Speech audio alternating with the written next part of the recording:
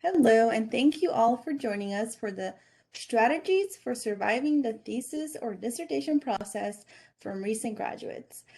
Joining us today are Denise Cook, who received her PhD in 2017 in sociology. Joanna Adlam got her PhD in 2020 in public health.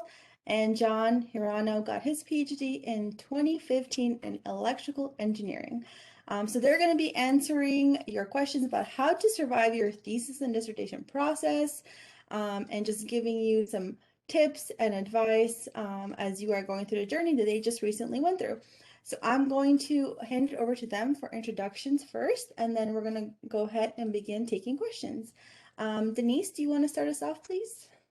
Sure. Good evening, it's evening for me. I'm on the East Coast. I live in Washington, D.C. now. I am a branch chief for the Analysis and Communications branch in FEMA.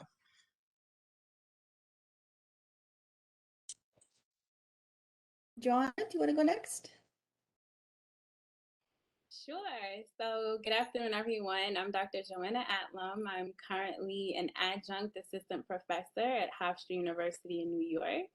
And I recently started my own business where I offer customizable support services for students, like coaching through the thesis or dissertation process. So anywhere from development of the research topic to preparation and review of the final document. So if anyone is interested in further assistance after the panel with your thesis or dissertation, please feel free to contact me, and I'll put my email in the chat box. Thank you. And John. I'm John Hirano. I'm currently working for U.S. Bank as a customer goals coach.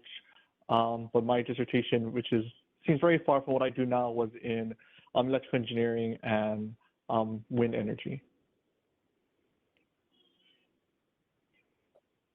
Thank you all, and thank you all so much for being here today with us. So let's just dive right in. Can you all share what you struggled with the most during your thesis or dissertation writing process? And if you did write both, if you want to talk about how maybe the struggles were similar or different.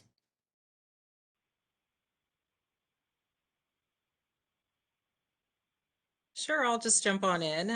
When I started, I actually wrote both a thesis and a dissertation while at UNLV. And going into the process, for me, one of the main struggles was identifying a topic that I had interest in and faculty had interest in as well. And so I had so many different ideas, and especially when I started on my master's thesis, in my mind, I could research anything in the world because money was no object. And I quickly realized that, in fact, money mattered. And so bringing down my thesis topic to something that was, achievable within the time frame, of course, to get the master's degree, and then something that I could actually afford to do, because not only does it take time to conduct research, but the time that it takes, the duration of the research, those are also credit hours that I have to pay for. And so those are some of the factors that I needed to consider, and that was my biggest challenge to start, I would say. Thank you. John, did you want to add anything? Yeah, I think for me, coming from the technical side, I think we all, if any engineers or science people or type out there, the tech community, it's like, sometimes I think we go into research for the research part of it. But sometimes the biggest struggle for me, at least, was cutting time out of my schedule to actually do the writing. I became an engineer because I enjoy the math. Not so much the writing portion of what we did, but part of the dissertation process was definitely that writing. And so it was just being the discipline of sitting down every day. And, sometimes you write pages, sometimes you get 2 sentences in and you're like, oh my gosh. So some days that was definitely my struggle, was just doing that discipline of staying focused on the writing portion, because for me, the lab work was always the fun part, and you always kind of want to just get back to the lab and doing the designing and the development. But the real nuts and bolts of what you do in terms of the dissertation in the thesis work is a lot of it comes down to that writing and converting the data into real thought and real forward progress. Thanks, John. Joanna? Yeah, so for me, the part that I struggled with the most was burnout. So I found it very difficult to know when to stop writing. So I felt like I always had to be writing. Like every day I needed to sit for like a few hours at a time and just write. And I felt like when I had momentum or even when I didn't have momentum, I just like kept writing. And before you knew it, I would look up and it would be like in the wee hours of the morning. And I quickly realized that that was not an efficient way to write. And just because the next day or the next 2 days, I couldn't write anything because I was just like completely burnt out. So I really learned just kind of how to pace myself and just set realistic goals for the day. Like maybe I'm sitting for 2 hours today and writing so that I don't get burned out. But I would get really exhausted from overextending myself. So that burnout kind of process was the most difficult for me. Thank you. So looking back on your experience, what did you learn from the process?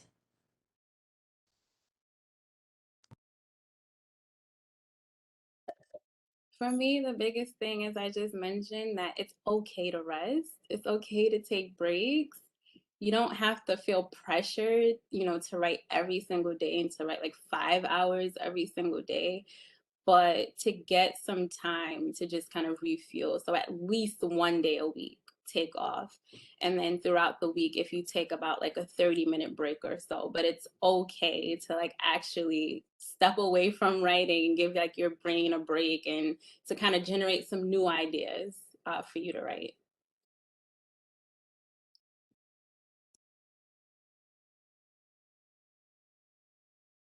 I would definitely say that, you've heard probably the cliche statement, the best type of dissertation is a completed dissertation. And that certainly is true because when you are conducting the research in a new field, an innovative field, or, innovative topic, you can keep going, right? So the research can go as deep as you want it to go, and it's really easy sometimes to get really carried away in saying, okay, so there are 20 new approaches for this thing and I want to talk about all 20 of them, where in fact for a dissertation, maybe the top 3 would be sufficient.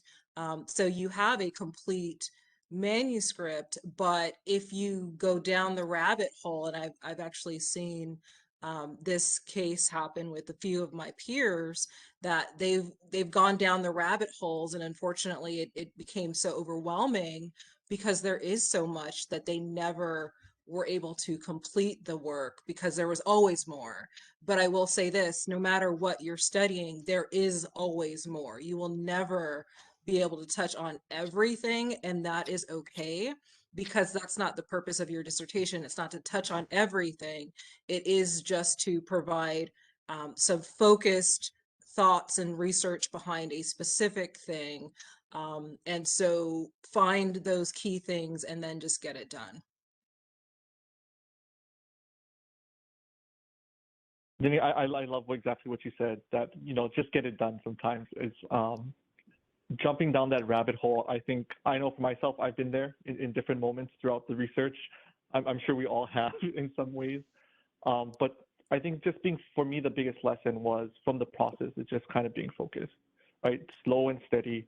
For myself, I definitely, I think, took a longer approach through my research, especially as a dedicated graduate student. I had the privilege of being that as my primary focus, but still it took some years, and it really is a marathon. It's sometimes I had a professor that said, like, hey, your dissertation can be 150 pages, it can be 2 pages. Most of us don't have the luxury of inventing some new mathematical equation that we can write on 1 page. So it's a process. It truly is a process. It just takes time. And so that patience, really learning about patience with yourself, patience with the work, and just staying focused over the long haul, because at the end of the day, it is a marathon, and just being able to go through that, really develop some character through that process.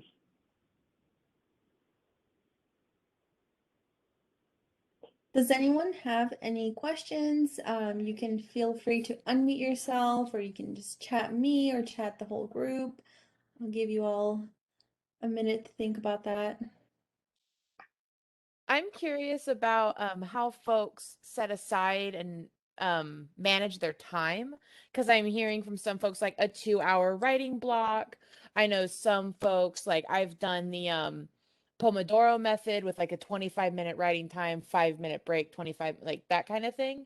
And also just, when you cut out that time that's for you to write, this might be a different question, but because now you're on your time, right? It's no longer your syllabus and you have to complete an assignment for a professor. It's yours. So just y'all's strategies for that. And I see someone else asking about, that time management and how y'all, made the space for you to do your writing.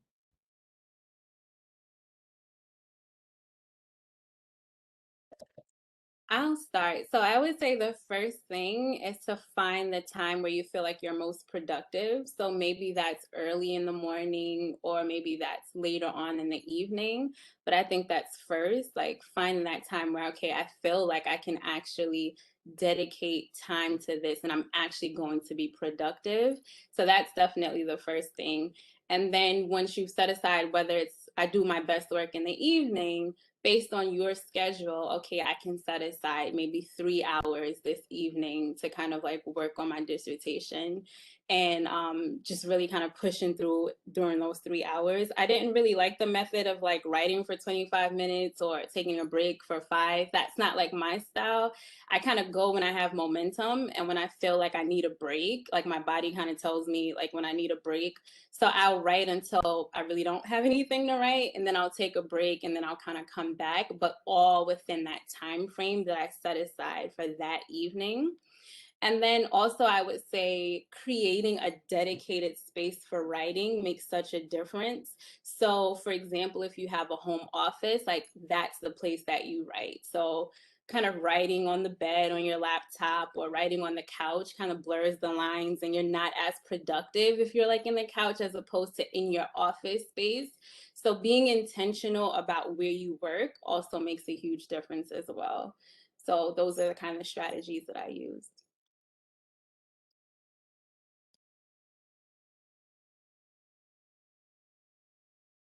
I have to just again agree with that. For me, a lot of it, I think space is super important. Particularly, I'm an admitted coffee addict, so I spent most of my dissertation writing in coffee shops, in various places. It's just that was always the most comfortable for me, right? It wasn't at home where I knew there was distractions either by family or, oh, that show is on, and this was before the boom of Netflix and everything else. So I would be in more trouble now if I was writing my dissertation within the last couple of years than when I wrote mine several years ago. But it's for me, that's the place where there's enough distraction to keep my brain, for me to force my brain back onto the work, but it was quiet enough and alone away from everything else that I could just kind of sit there and write. For me, I was never a big person on time blocking. It was kind of when I had time. Like I think for me, I had my research job, but I also had a couple extra jobs that I was working during the time. So it was really, when do I have time? I have time between 8 p.m. and 10, and when the coffee shop closes, that's when I'm working tonight. If I need to do extra work, I would often go back to our lab and work throughout the night. I'm a night owl, so most of my work was like from 8 to like 2 in the morning. That was my preferred window. If you're a morning person, bless you. That's not my time to work. But figuring out yourself is probably one of the biggest lessons. Is knowing what works best for you is super important with that. And so my situation might have been a little bit different. I am a mom. I have 3 kids. At the time, my kids were pretty young. And so I had to write when I had moments. And so sometimes those moments were, the kids were taking a nap, or I was able to send them outside to go play, or they were going to a friend's birthday party. And so I would use those moments to do whatever outlining I had to do. When it came down to it, my dissertation was quantitative though. And so when I was really analyzing the models and creating the structures, I did something that it honestly, it is a little bit privileged, but I got away. I took some time. I was actually on the other side of the country, so my husband got to deal with the kids, and I was, allowed that time to really focus on specifically what am I thinking, what am I conceptualizing, and what am I trying to say with my findings. And so, when you think about, time management and what really works for you, consider your life circumstances, because for some people you do have the capabilities, to you know work in specific chunks of time or create specific structures, but don't beat yourself up if you don't have the lifestyle that affords you that. There was a point where I, was commuting to work even while finishing up my dissertation. And so during my commute on the bus, I would actually write. I would have my note paper and I would just write. And then when I got home in the evening, I would look at this and say, okay, what I wrote, does it make sense? How does it apply? Does it, is it something that I want to flesh out a little more? And so during commute times, during lunch hour, at work, those were the times that I really, actually, I would say I wrote the most, because, I could put my headphones on and I was in the in the space of, I'm trapped on this bus. So let me, get what I can written. So those are, some other things to consider as well. Thank you all so much. So we have another question in the chat, and is, what advice do you all have for setting more realistic goals?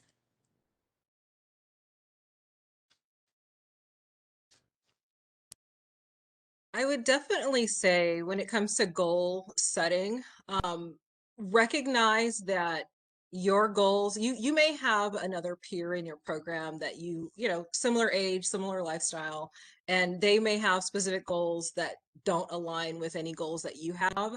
And that's okay, because you're different people. So make sure your goals fit within, first off, the structure of your program. But secondly, make sure they're realistic for you, the individual, as opposed to, the archetypes, grad student who must complete XYZ by X point in time. Is that realistic for you? If it's not, then, have those sorts of conversations with faculty and staff, but ensure, no matter what, when you have your goal set, you do have those clear communication dialogues and whatnot with the faculty and with your committee. Because if you have a specific goal of completion of, say 2 years from now, and your committee is thinking, oh, in 4 years you'll be done, then there's a misalignment, and you really need to sit down and have an honest conversation, because your committee may be able to identify some things that will happen along your process that you're not even aware of. But you also may bring some things to light to your committee that they may not be aware of for you.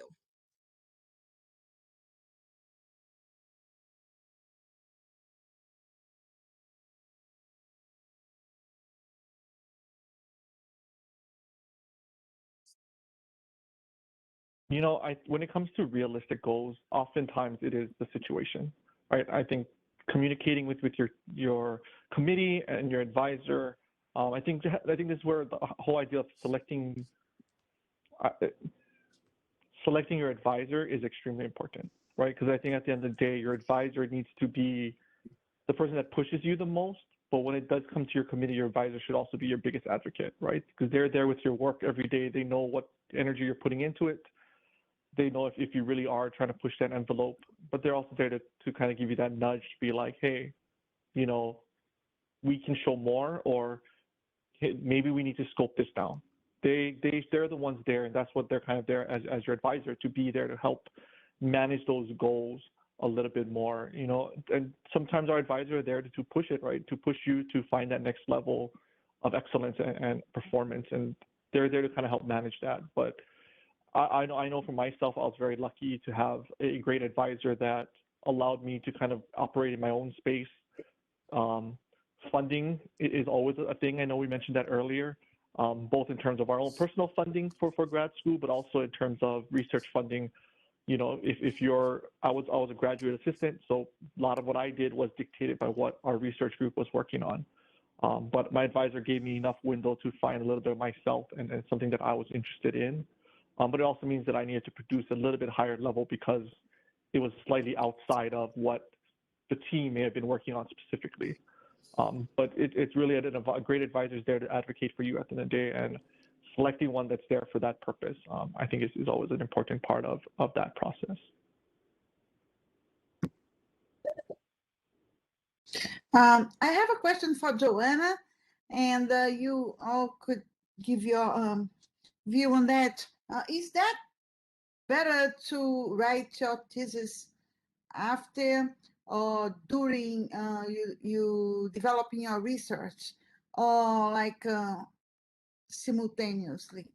What is your opinion, Joanna? The question is, did you work on your thesis before or after developing your research? Yes. Okay. So I would say, okay, and then I think you asked, or simultaneously, if you want to write as you're doing your research. Is that the question? Should you be writing as you're actually conducting the research? Yep. Okay, so for me, and this works with me, I'm public health, so social behavioral health kind of research, and I know everybody's disciplines are a little differently. So I collected primary data. So I actually studied stress and coping with food insecurity for African Americans in Clark County. So my research was actually going out to food pantries and surveying clients while they were like on the lines waiting for food. So the initial aspects of my dissertation, so like my lit review and like my intro pieces, I already had written.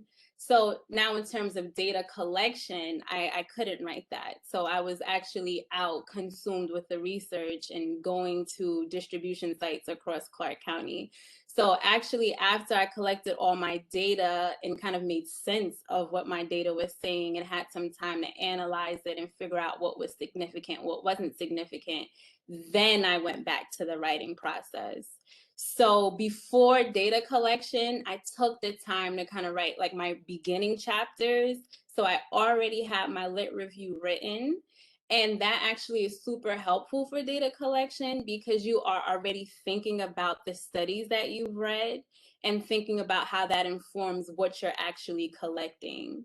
So you're more informed as you're going out. And of course, everyone's different. I did primary data collection, so I was actually going out to collect my own data. So that helped. So a big part of my dissertation was already written. But of course, those latter chapters, like my methods, my results, and my discussion was later on. I would say if you have a study where you are doing primary data collection, in terms of your chapter 3, your methods, you can start to create kind of like bullet points of what you did so that when you go back to the writing process, you already had it. So went to 14 distribution sites. You can kind of list the number of the clients at each site. So like that low hanging fruit so that you already have bulleted list of your methodology in that section. So now when I'm going back to write, I'm not flipping through all my surveys looking for how many people answered, like that basic methodology. I have it written already. So I hope that helps. I hope I answered your question. Thank you so much. And if anybody wants to give a little cherry on top of it, I will appreciate. Sure, I'll jump in. One thing that I'll also say as well, it does not hurt that if you have a specific research topic that you're interested in, if you have a class assignment where you can pick whatever research you want to write about, if you start to explore that topic during that course, you'll get instructor feedback. You'll get some instructor thoughts about, you know, where you're going in terms of your thought process, and that may help to shape the additional document that you're writing, whether it's your thesis or dissertation. So consider that as much as possible. And I always advise people, you know, write as many chapters as you can, or at least practice writing as many chapters as you can during your coursework. So if you're taking a methods class, practice writing your methods chapter. If you're taking um, a I don't know, a history class, you know, practice writing a lit review or something like that, where you bring in prior research on the topic that you're interested in, and you know, just play around with it. See if it's something that you know, you get some good feedback on. Sometimes you do, sometimes you don't, but it doesn't hurt, because no matter what, you have to turn in an assignment for the class anyways. So Yeah. it could possibly benefit you. Just concentrate in the point that you want to follow later on, and as you develop your coursework, try to address that everywhere you go, right? Got it. Good job. Hey, thank you, Joanna. Thank you, Denise. Very welcome. And the only one thing I want to add quickly is just for me, part of that was conferences. We did a lot of conference writing, journal writing. For myself, that extra body of writing, right? Those peer-reviewed journals, those conferences that you apply for, you write for, really helped to build out some of that body, right? For me, it was kind of this process of development of a device. So I did a sensor development for my engineering dissertation, and for that was each incremental step that we did, we wrote a journal or we wrote for a conference.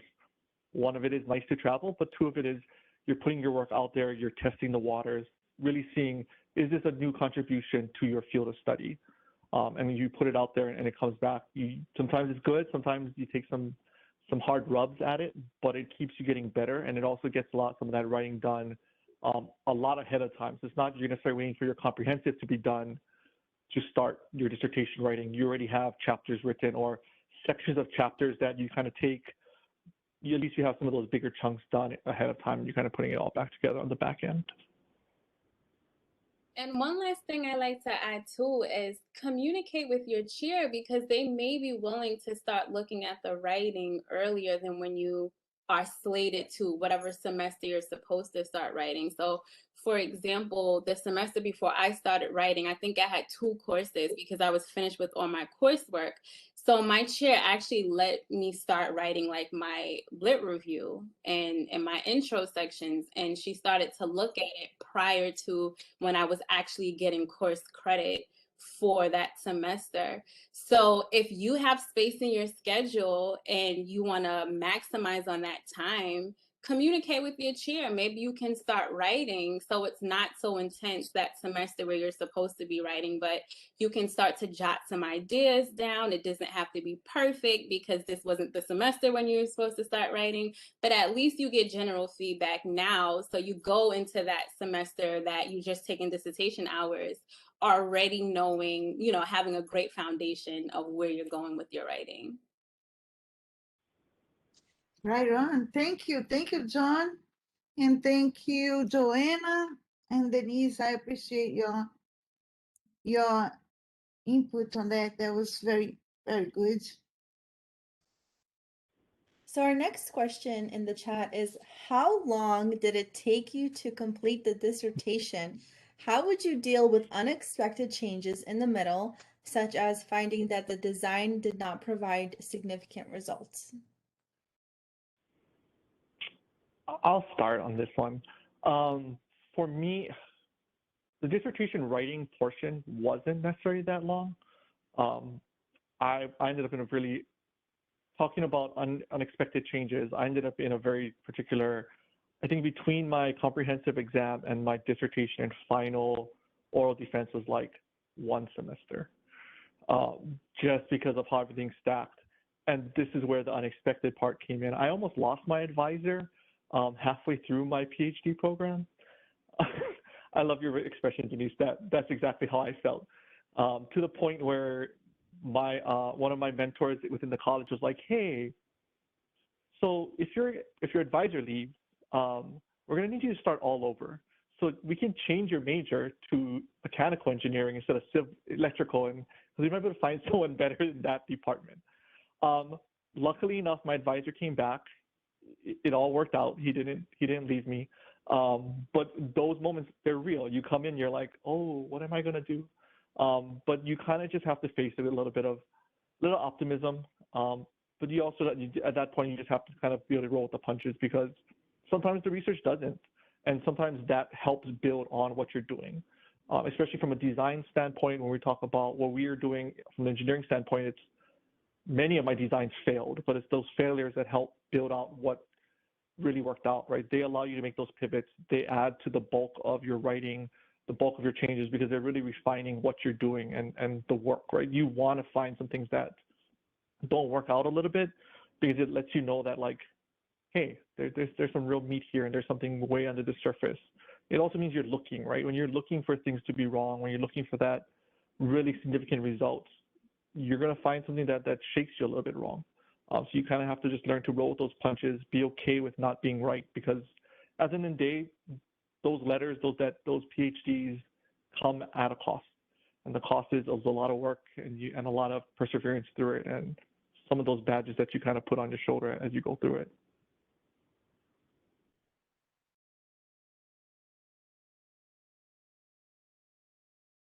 And one thing to keep in mind, so for me, it actually took a year and a half-ish from when I finished comping all the way to completing writing.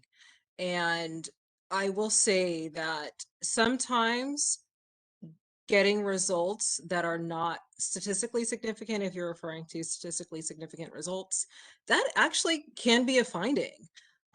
There are, I mean, it really depends on your department, but in some cases, it is perfectly acceptable to run your study, find all your data, complete your analyses, and at the end of the day, there's no statistically significant difference between the groups that you are examining.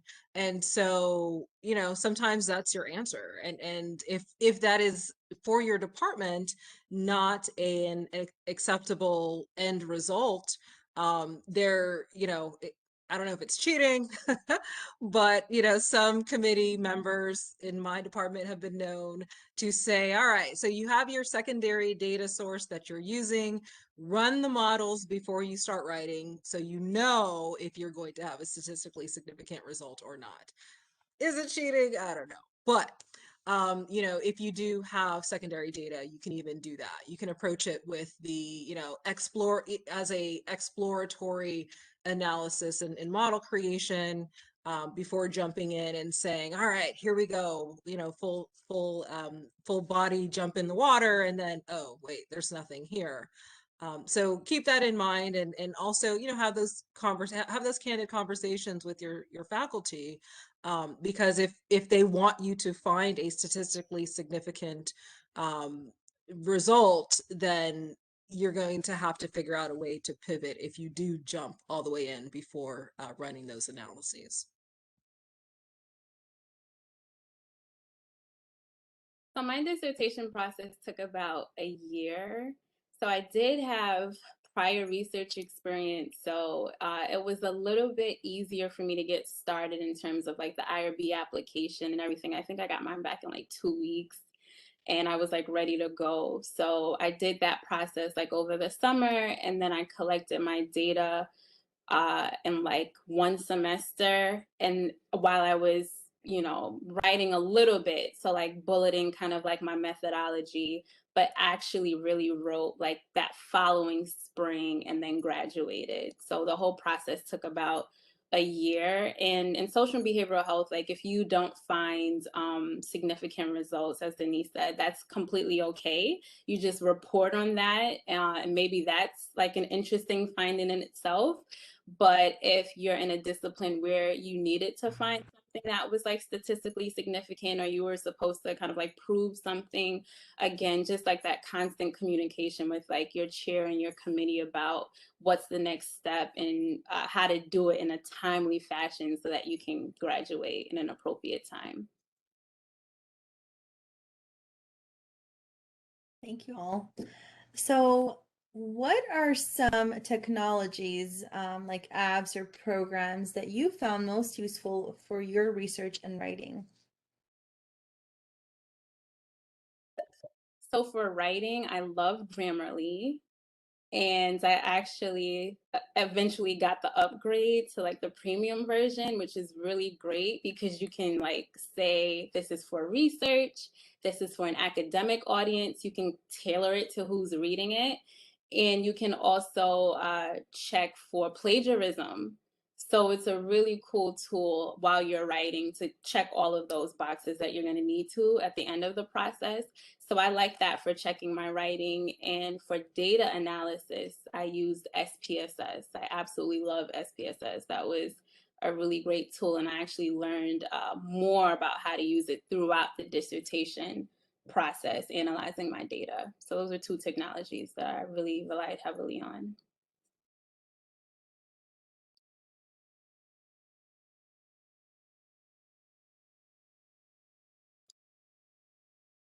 I do have a question. It's pretty quick.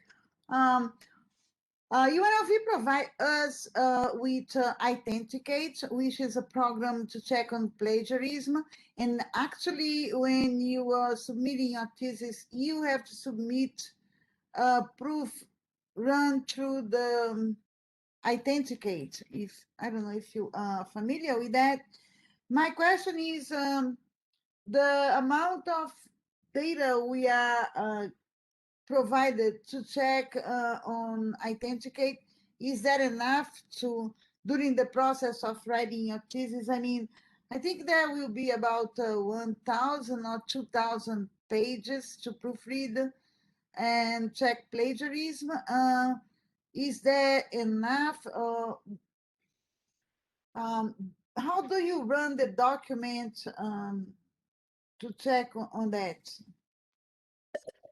I would check plagiarism before you get to the authenticate stage, because if you wait until the end, and for example, I think you can't go over 20% plagiarism. If it's like higher than that, then you're at the end, that final stage, and it's like you really got to kind of go back and figure out how you're going to change a lot of that writing. So I would say as you're writing your chapters, so Grammarly, you can actually type within the system, or you can have a Microsoft Word plugin.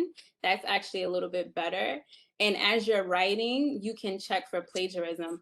I wouldn't advise checking it as you're actually writing, but say you're finished a chapter, I would run it through Grammarly and see the plagiarism check, so that in real time you can start to address some of those issues. So you're not waiting when you're submitting your final document and it's over 20% plagiarism. And when you checking that, I notice that I do that constantly because I submit proposals and stuff like that. I make sure that I'm not, you know, I want to have that 100% original as possible. But when I use like quotation marks, you know, like citing a quote from some author, they count that as plagiarism on the analysis. I noticed that. Yeah, I actually had great communication with my chair about that. She actually told me, before you submit, just know if it goes over 20%, talk to me first, because she's like, I want to look at it. Maybe it's like a quote or something. Like, I think I was probably like slightly over 20, and she's like, that's completely fine, because the things that they flagged were like references or, you know, just trivial things that wasn't like me actually trying to plagiarize. So even when you're checking yourself and you see that it's flagging that, then you can use your discretion and say, okay, that's not really plagiarism. And then also communicating with your chair at the end, because ultimately they approve that authenticate document. So just having that communication with them. Thank you. You're welcome. Denise or John, did you have any apps or programs you wanted to mention? Sure, I loved Mendeley. Oh my goodness, that was amazing. And unfortunately, I learned about it towards the end of my program. So I underutilized it, but it was a great resource in terms of citing the articles, any summaries that I had for my articles, housing all of my reference materials in one place as opposed to, 20 different, or actually probably more than that, Excel or Word documents with citations. So yeah, that was a great one. And yeah, I also utilized SPSS for my quantitative analyses. But I will say, just being out here in the real world, that if you are familiar with Python, or if you can use Python, do that for your analyses, because that will get you a lot more money than SPSS will, unfortunately, right now. But also SAS is a great one. Thank you. No, I think those are, for me, in the engineering space, one of the big programs we used was Latex.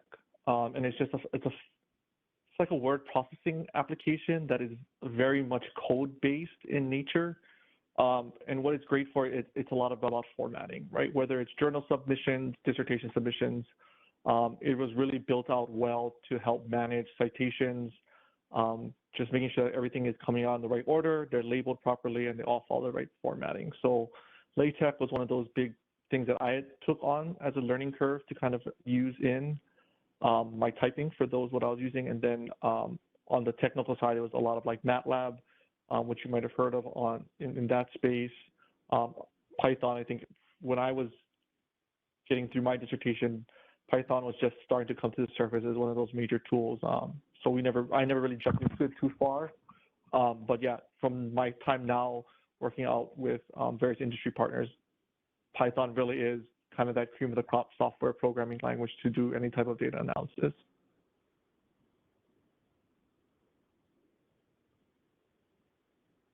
Can I ask about where y'all just like when y'all were typing your dissertation, did you just type it straight into a Word document? Because I know I get lost after it's about 25 pages long, like anything I'm typing, and the like scrolling through trying to find where you were. So I just wondering if y'all just straight typed it or had other strategies for kind of breaking up these really large projects. I just typed into Microsoft Word, but I separated my chapters. So I had a Word document just for chapter 1. I had a Word document just for chapter 2. So I wasn't scrolling through massive amounts of pages. And my chair was really good about that. I would say, okay, I'm sending you chapter 2. So that would just be like one document, and she would look through that to make it more manageable for me. So that was my strategy.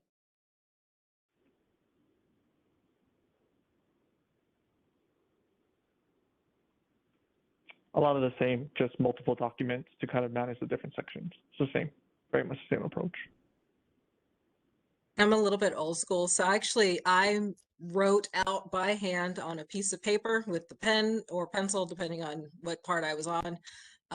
So I actually wrote it out first completely on my notepad, and then put together my outline, all of that stuff on piece of paper, and then I transcribed it by the chapter in Word and saved it each chapter individually. And at the end of the whole process, once all the chapters were approved, that's when I threw it into the large, copy paste all of the chapters into the large Word document and sent that off.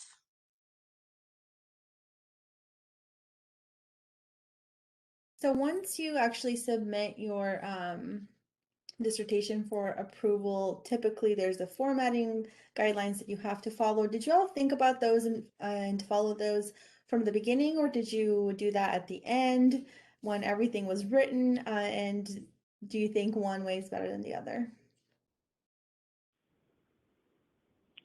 For me, that was probably the one luxury of learning LaTeX, was that you can just, it's like writing a web page in a CSS file.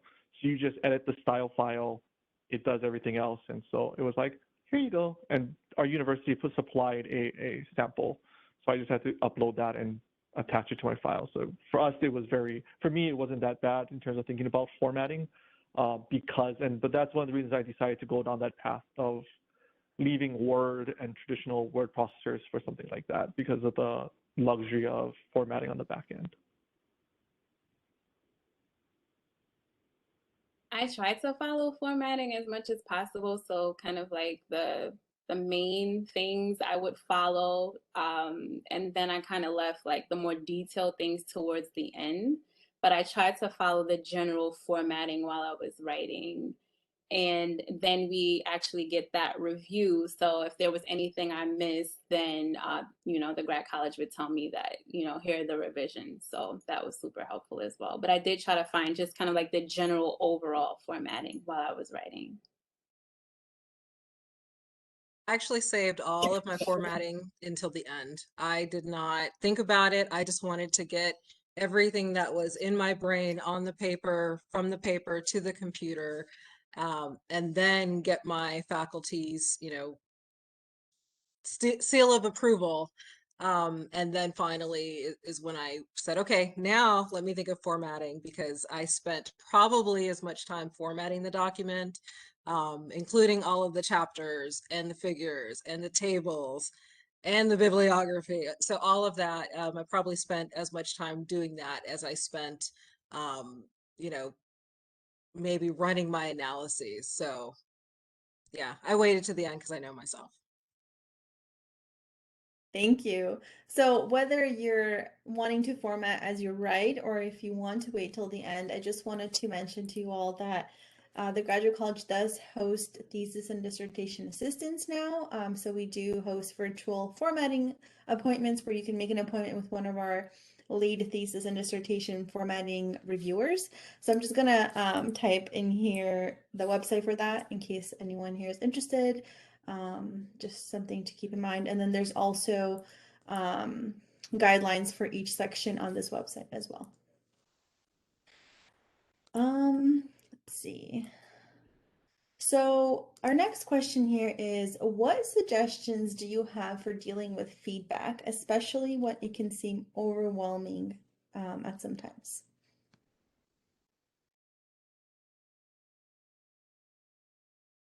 The first step is to realize that the feedback is not a personal statement about who you are. It doesn't speak to you as a student, but the purpose of the feedback is to bring your research and the way in which you're presenting it up to a level that is found in academia. So take it as a first off, you're already here, you're in the process, you're working on a dissertation or a thesis, and so you are leaps and bounds ahead of a lot of people in terms of the distance that they go with their academics. And so if people were to perhaps make it a personal attack, which people aren't, your faculty is not, then you wouldn't be here in the first place, right? So the fact that you're here, I think, speaks volumes. So when you get that feedback, my recommendation is you reread what you wrote, read the feedback, try to apply, conceptualize, and think about how you can address those questions that come up via the feedback. Anything you need clarification from your advisors from, ask for that directly. Don't say, don't ask for a general or a broad commentary. Ask for the specific items that you don't understand, because faculty is going to be only as helpful as they know you need help with. And so if you don't indicate that, you didn't understand something that they gave you feedback on, or you disagree with something that they gave you feedback on, if you don't express that, they won't know that. So just know it's not personal. It's just meant to make you better as, whether it's as a better researcher, better writer, whatever, and be grateful, because people actually pay to have that sort of feedback that your committee and faculty is giving to you for free.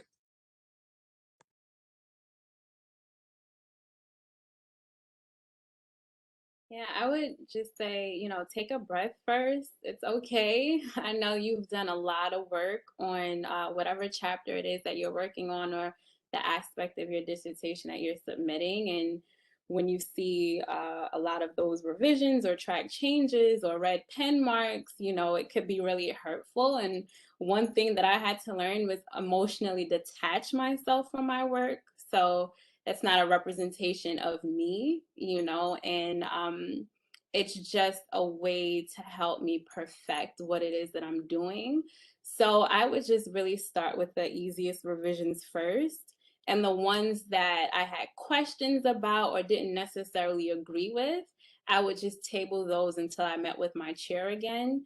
And then we can have a meaningful discussion about those revisions and we can go through them and figure out a path forward. But just the biggest thing, it's okay, you know, this is the process and it's not a reflection of you. And, you know, you'll work through it with your chair so that you could produce the best product possible. That is all obviously the hardest part, is detaching ourselves from the work, right? 'Cause we spend hours and hours and years of our lives on the work, and it very much is a part of us, right? That's what it's supposed to be a little bit, and it will hurt a little bit, but it's not. It's about the work, and it's more about them wanting you to be better, and them knowing that you can produce better, right? They know there's more there in you. Otherwise, they, again, wouldn't be putting the time and effort into your work, into moving you to that higher level, right? That next level of within this world of academia. And sometimes you won't agree with what's there. Your advisor, your primary chair is probably the best person. You know, those in your committee are often bringing different lenses, right? We all bring a different lens into the work. And they're seeing it differently. Listen to it first. Don't write it off right away. I think we can all have a tendency to be like, and just kind of write it off, but take it for what it is, listen to it, process through it, and then talk it through with your chair, because they'll let you know if it's in alignment with the direction you guys are going with. Is it something worth addressing? And maybe it's just a one-liner in that paper to be like, hey, I've thought about this thing, but this is why, in my opinion, it's valid or invalid. Or sometimes they'll give you something that'll shake you up, like we talked about earlier, and then you go back and you adjust, because if you have revelation that you were off base and they're pointing in the right direction, follow the light. They have more, I think they have more years of experience in the work that we're doing, and so trust them to be that guide and to find that better place, because then at the end of the day, the work that you produce will be even better than it was where you started off.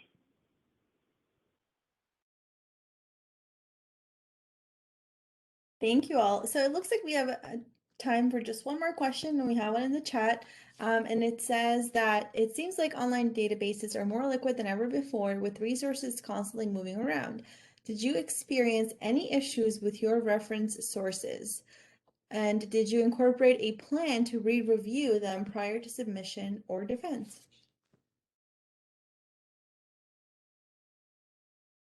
I use EndNote for my references, and I actually love EndNote. And you can actually create groups within EndNote. So I was actually able to categorize my references in EndNote, so I could directly go back to references from my discussion section versus my lit review. So I really didn't experience any issues with EndNote. It was really good for organization.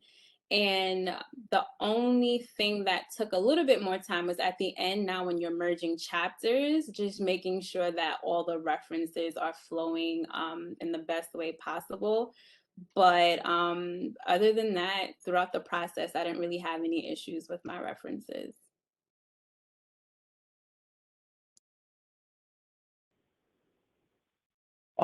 Just a question, follow up maybe to this. When you're talking about online databases, are you talking about as a reference source of information, or are we talking about databases of data used for your research?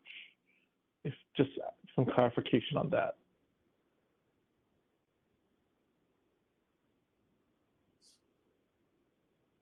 Lucia, if you want to unmute yourself and clarify, feel free.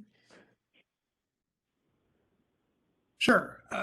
References tend to just disappear. You pull them from a source, and then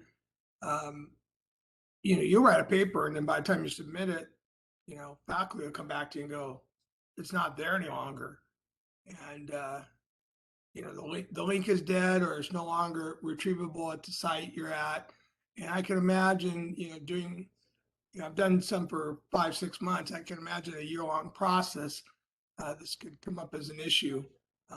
We even see it as an educator. I've had it happen as faculty, and I know it happens with our current faculty now. So it seems to be more and more and more. I mean, you start the semester and you give students a link, and halfway through it's gone. It's no longer there. So I just wondered if any of you had come across the same type of issue, in a year-long kind of a process. Oh, thanks for the clarification. For me, I personally didn't run into that issue. A lot of the things I would find hard copy versions of the material that I was using, whether it was journals or book references in libraries. But I think as we are, like you said, moving towards this online database of things, I think trying to find these hard sources are probably going to be a lot more helpful, because it is hard, because things are often moving between one database and another and where it's housed. But I've also always found trying to find that original hard paper source and referencing back to that material whenever possible was the best practice for me, and the things that I was referencing in terms of my dissertation itself. Yeah, and I concur with that. Most of my research was based on articles found in the library databases. So, different journals, actual books. So one thing that I tend to do, because I just, I just prefer to have tangible things. I save any resources that I'm citing for research. Even now, I'm in my current job, I will find the source, I'll cite the source, but I will still download and have the actual documents available on my computer. So in case something does shift or move, I can still say, all right, here's the document that I'm referencing. The link is dead. My apologies, but here's the material to back up what I referenced. Yeah, I do as well. But unfortunately, what you'll find now is those DOI links will just default back to the journal. And you'll have to actually go and look up, okay, it was issue 32, volume, whatever. And you'll have to scroll down and look for the title, because the actual link is now dead and changed. But I do the same thing. I keep the PDF hard copy, so to speak.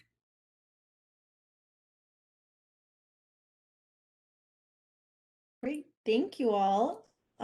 So our time is coming to an end, and before we wrap up, I just want to give a huge thank you to our panelists for joining us today to provide some incredible advice to everyone that's going through this journey right now. And thank you all to our participants for asking such great questions.